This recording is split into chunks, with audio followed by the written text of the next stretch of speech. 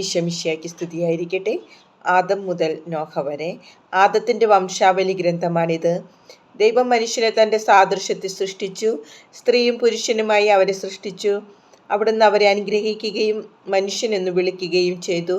ആദത്തിന് 130 വയസ്സായപ്പോൾ അവൻ്റെ സാദൃശ്യത്തിലും ഛായയിലും ഒരു പുത്രൻ ജനിച്ചു. ആദം അവന് സേത്ത് എന്ന് പേരിട്ടു. സേത്തിൻ്റെ ജനനത്തിനു ശേഷം ആദം 800 വർഷം ജീവിച്ചു. അവന് വേറെയും പുത്രന്മാരും പുത്രിമാരും ഉണ്ടായി. ആദത്തിൻ്റെ ജീവിതകാലം 930 വർഷമാണ്. അതിനുശേഷം അവൻ മരിച്ചു. സേത്തിന് 105 വയസ്സായപ്പോൾ ഏനോഷ് എന്നൊരു പുത്രനുണ്ടായി. ഏനോഷിൻ്റെ ജനനത്തിനു ശേഷം സേത്ത് 807 വർഷം ജീവിച്ചു. അവന് വേറെയും പുത്രന്മാരും പുത്രിമാരും ഉണ്ടായി. സേത്തിൻ്റെ ജീവിതകാലം 912 വർഷമാണ്. അവനും മരിച്ചു. ഏനോഷിന് 90 വയസ്സായപ്പോൾ കെയ്നാൻ എന്ന പുത്രനുണ്ടായി. കെയ്നാൻ്റെ ജനനത്തിനു ശേഷം ഏനോഷ് 715 വർഷം ജീവിച്ചു. അവന് വേറെയും പുത്രന്മാരും പുത്രിമാരും ഉണ്ടായി. ഏനോഷിൻ്റെ ജീവിതകാലം 905 വർഷമാണ്. അവനും മരിച്ചു. കെയ്നാന് 70 വയസ്സായപ്പോൾ മഹലേൽ എന്നൊരു മകനുണ്ടായി. മഹലേലിൻ്റെ ജനനത്തിനു ശേഷം കെയ്നാൻ 840 വർഷം ജീവിച്ചു. അവന് വേറെയും പുത്രന്മാരും പുത്രിമാരും ഉണ്ടായി. കെയ്നാൻ്റെ ജീവിതകാലം 910 വർഷമായിരുന്നു. അവനും മരിച്ചു. മഹലേലിന് 65 വയസ്സായപ്പോൾ യാരേദ് എന്ന മകനുണ്ടായി. യാരേദിൻ്റെ ജനനത്തിനു ശേഷം മഹലേൽ 830 വർഷം ജീവിച്ചു. അവന് വേറെയും പുത്രന്മാരും പുത്രിമാരും ഉണ്ടായി. മഹലേലിൻ്റെ ജീവിതകാലം 895 വർഷമായിരുന്നു. അവനും മരിച്ചു.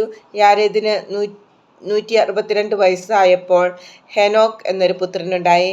ഹെനോക്കിൻ്റെ ജനനത്തിനു ശേഷം യാരേദ് 800 വർഷം ജീവിച്ചു. അവന് വേറെയും പുത്രന്മാരും പുത്രിമാരും ഉണ്ടായി.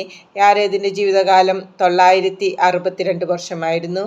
അവനും മരിച്ചു. ഹെനോക്കിന് 65 വയസ്സായപ്പോൾ മെത്തുശലഹ് എന്ന മകനുണ്ടായി.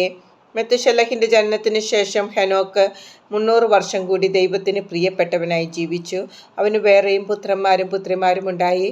ഹെനോക്കിൻ്റെ ജീവിതകാലം 365 വർഷമായിരുന്നു. ഹെനോക്ക് ദൈവത്തിന് പ്രിയങ്കരനായി ജീവിച്ചു.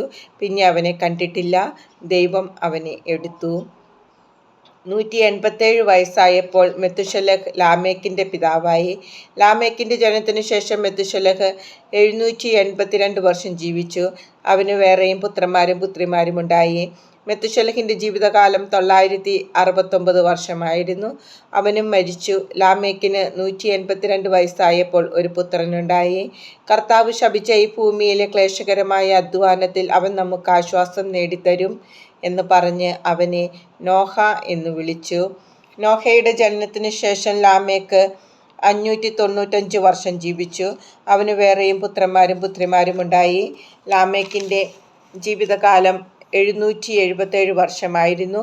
അവനും മരിച്ചു. നോഹയ്ക്ക് 500 വയസ്സായതിനു ശേഷം ഷേം, ഹാം, യാഫേത്ത് എന്നീ പുത്രന്മാരുണ്ടായി.